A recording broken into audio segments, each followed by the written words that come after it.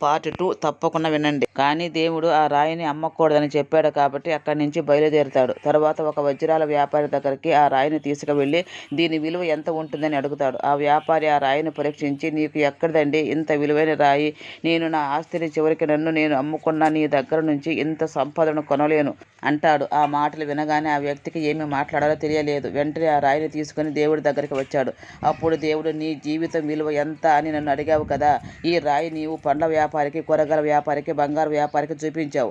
వాళ్ళు ఇచ్చిన విలువలు చూశావు. ఆ విలువ వాళ్ళ స్థాయిని బట్టి వాళ్ళు నిర్ణయించారు. కానీ నిజంగా ఈ రాయి విలువ తెలిసిన వజ్రాల వ్యాపారి మాత్రం దీని అసలు విలువ చెప్పలేకపోయాడు. నువ్వు కూడా వెలకట్టలేని రాయి లాంటి వాడివి. నీ జీవితం కూడా వెలకట్టలేనిది. కానీ మనుషులు వారి వారి స్థాయిని బట్టి నీ జీవితాన్ని వెలకడతారు. ఎవరో తక్కువ స్థాయి వాళ్ళు మిమ్మల్ని తక్కువ చేసి మాట్లాడాడని బాధపడుతూ కూర్చోవటం అజ్ఞానమే అవుతుంది. నిజాయితీగా ధర్మబద్ధంగా జీవిస్తున్నంత కాలం మన స్థాయిని ఎవ్వరూ వెలకట్టలేరు.